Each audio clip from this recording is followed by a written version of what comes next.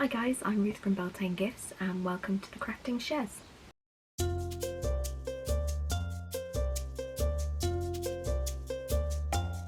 So today we're going to be making one of these, which is a star, and we're going to be making that out of the ball that you felted last time. So I got into doing these stars because I was commissioned by a friend to make a mobile for her new baby that's coming. And she wanted stars and clouds, and I thought, well, if I'm going to be making it anyway, why don't I make a few extra and I'll show you guys how to make a mobile yourselves. So what you're going to need is probably about 8 of these stars, and there's going to be a video coming up on how to make clouds as well, so if you make the same amount of those. And what we're going to do is I will show you what materials you'll need and how to put them together into a mobile. Now the ball that you've got that you're going to be using needs to be quite squishy, so about the same consistency as a marshmallow. I find that works quite well, and it's a good excuse to go and buy some marshmallows just so you can test out the squishiness you need. It gives it a nice squishiness that you can use to shape it into other things. We need quite a bit of give in the ball because we are going to be doing quite a lot of shaping with this one. Now if you go back, there's a link below to my first video which shows you how to make this ball. I'd recommend you go and do that first, make a few balls, and then when you have them handy you can turn them into whatever shapes you want afterwards. You will be needing, of course, something to felt on, so trusty felting bag, something to felt with, so felting needles. These have all been put into different handles. You can see they've been colour coded there, hopefully. So the green is my finest needle, it's also the shortest. Yellow, medium length, medium thickness, and red is the longest and thickest. These are your generic needles, so for the generic needles, in general you tend to go by the length, which equals the thickness. And as always, finger protectors. Definitely recommend them if you're just learning how to needle felt. Chances are you are going to stab yourself a few times. I still do now. I don't tend to wear these when I'm not doing workshops or videos because I don't like the feel of them. But I do stab myself and it does bleed, so for this, safety first. So you'll need to find yourself somewhere quiet to sit, away from distractions. I'd recommend when you're first starting out, don't have the TV going, don't have people coming in talking to you. It does distract you, you will look away and you probably will stab yourself.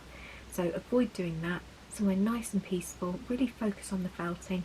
You'll find in the end it's a bit like meditation. Your mind just goes straight to the felting, you're really focused and the world just drops away. It's very relaxing.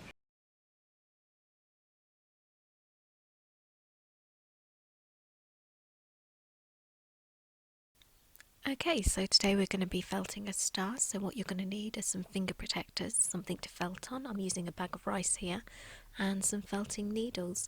I've got my medium and my small needles, that's my yellow needle and the green needle. And you're also going to need a felted ball, so if you make yourself a ball in advance, it should be around the same squidginess as probably a marshmallow, so giving it a bit of a squidge there. So it's got a bit of give in it still so that we can shape it. What I'm doing is I'm just pinching it between finger and thumb, just flattening it slightly, because for this we're going to need it to be more of a flat shape.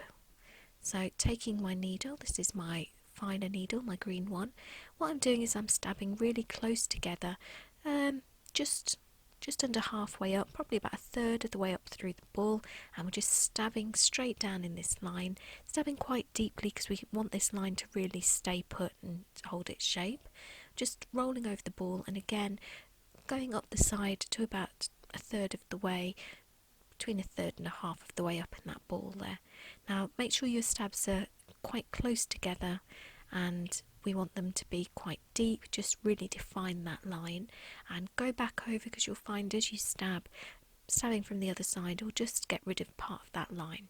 Now we need to work out where to stab first, so if you look straight up we want to go probably about 2 o'clock if it was a clock. So if we'd stabbed our line at 6 o'clock, what we're doing now is we're stabbing at kind of like 2 o'clock.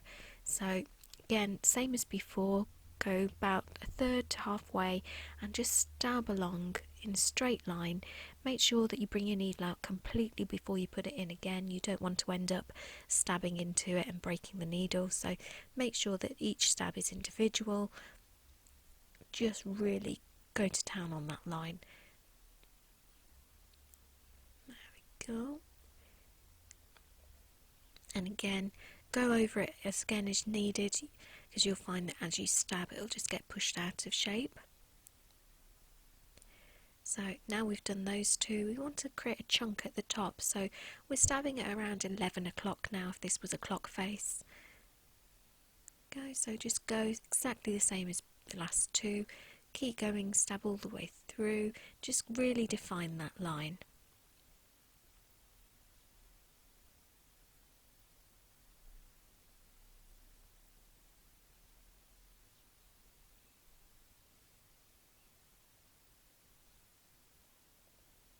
Now you'll find that the star in general it's a bit of a tricky one for making, just because you're going to be using a lot of shapes to form those points. So once you get this basis, this first section down with your lines, we're going to be working a lot in triangles. Don't worry too much about it, just take it a little bit of a time. You'll find that any shape or any creation is possible, just take a bit of time to get it done. Just dropped it there. So rotate now, and you'll find between your six line and your 2 line, you want to go in between the two, so right down the middle. So just gauge where the 2 lines are and then stab right down the middle between those two.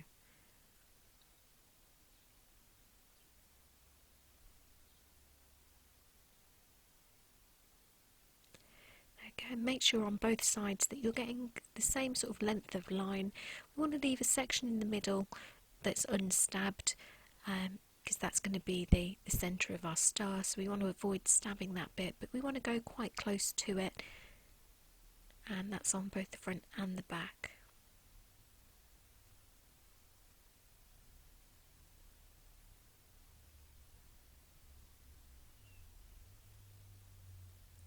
There we go, and you'll find it starting to look a bit like a fat flower at this point. Same on the other side where you've got that big gap.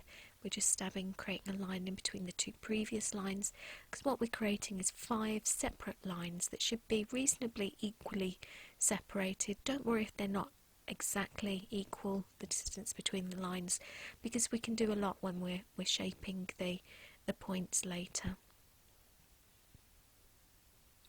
Now you can actually imagine now that the rounded sections are going to be the points of the star, so it's going to be a 5-pointed star. Okay, so now what I'm doing is just finding the centre of that rounded section, that petal or point, and what we're doing is we're going halfway along and we're stabbing at an angle, so you always want to be stabbing towards the centre of the point, if that makes sense. So we've got that centre there, so the needle is at a 45-degree angle to that, and we're doing the same angle for each one of these petals or points. What we're doing is we're doing it this way because you'll be finding that you need to stab in the opposite direction, so just to make it quicker and easier, we're going to keep stabbing just in this direction here, and then we're going to rotate it for each of the petals, and that's just going to save us some time and energy rather than having to rotate it again and stab from the other angle. This way we're already ready, we're already stabbing in that direction. Now I have sped things up a bit, this isn't as fast as I felt, so don't worry about trying to keep up, just that you get an idea. What we're doing is we're kind of visualizing in our head that each of these points is a triangle, so along the length, the bit that we're stabbing towards, that's the long part of the point, and then we're doing smaller lines for the other two, so the smallest line is kind of like up to the peak of the point, which is just at the end there. So we've done all those signs, see that we're starting to get a star there now, and what we're going to do is we're going to stab down here, so this is the other side of that point, but we're still stabbing from right to left, and that's because I'm right-handed. If you're left-handed, you probably want to do it the other way around. There we go, so again just stabbing up in a bit of a triangle there, just along the length and across the bottom. What we want is those round areas, the points, just to be more pointy. There we go, and just rotating it the other way, and again just going over the next one, and you want to pay particular attention just to the right at the end and where the original lines were, because we want that bit to be the lowest point. If you imagine that these points are being the being like a hill, and we want those bits to be the valleys in between. Okay, so we're going to go over all 5, and once we've done those, we're going to be turning it over.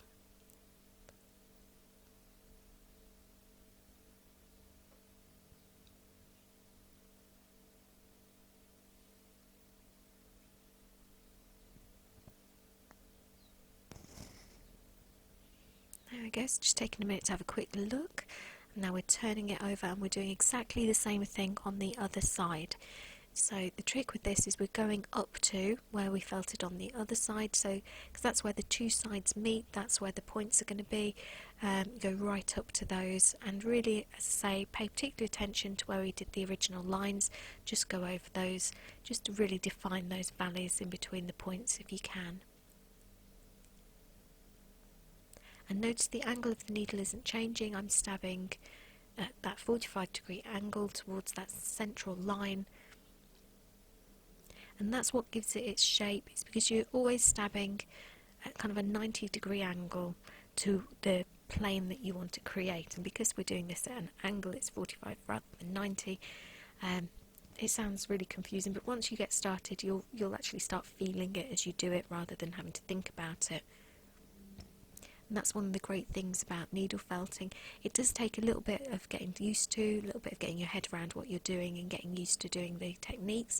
Once you've got them though, your hands take over, your brain can kind of sit back, and that's one of the reasons that it's so therapeutic. You can just relax into it and just lose yourself in the whole process. Now you might notice there are occasional sort of gaps where I pause. I must admit I was watching a movie whilst I was doing this, and there were action scenes and I did kind of look away. I wouldn't recommend that if you're learning. I'd sit somewhere quiet just because it's safety first. After you have been felting for a while, it's reasonably safe to kind of look away, and with the finger protectors on you have got that added layer of safety.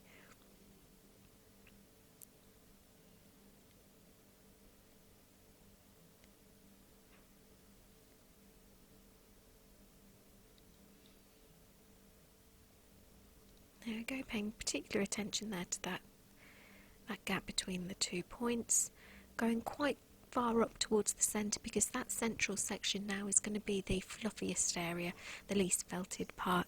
So you will need to go over that later, but don't worry too much at this point. At the moment we're still getting that major shape going, so we don't have to worry about the smoothness or the finish yet. Now you'll notice as we stab along that original line that we had, it's actually bringing it up and in, which makes the points stand out more. So you'll find that if you really focus on those lines that you created first of all, then that will bring everything else out in comparison and really sort of define that shape. Okay, so you also find along the peak of the points, that will be less felted, just like the centre of the star. So you might need to just gently go over the top. We're not stabbing too deeply when we're defining those bits, because we don't want to push them in. So the deeper stabs tend to be when you're shaping and creating the whole shape, and then just for smoothness and a little bit of definition, just stab a little bit more gently. Notice I'm taking it a lot slower when I'm doing these bits here. The reason I'm taking it slower is because you really need to kind of pinpoint every single stab when you're doing along the edges and along the points, because one false stab and you'll need to just either add fibre or go over the whole thing and bring it down a bit lower just to define it. So I'm also pinching here. So the reason I'm pinching the fibre is just to make sure it's nice and crisp, the edges there, and we can felt over those later just to get it to hold that shape. But at the moment it's a bit like clay, so you can, with your fibre, just give it a bit of pinch, get it where you want it to be, and then just lightly go over the top with your needle just to really define and get it to hold that shape you've just given it. So now I've switched it over sides again, and although I've already stabbed this once, I'm having to go over it again just to really define it, because we've stabbed from one side, which has pushed fibres through, which has just changed the shape slightly. So this is all about just defining, get everything back where you wanted it. So we're down to our last few stabs here, just getting those last trailing bits. Now I definitely recommend these as a project. They are a little bit more intricate, they take a little bit of time. You can keep going at them for as long as you want just to get them as perfect as you want. For a test one, just for a demonstration, this is just fine. But they're lovely for things to give as a gift. Imagine you could just put a little tag on them, hang them on presents, or you can even hang them up and use them as mobiles, which is quite a nice one. So yeah, definitely give these stars a go. Do a few of them. You'll find the more you do, the better you are at them. And there you go. That's how you make a star.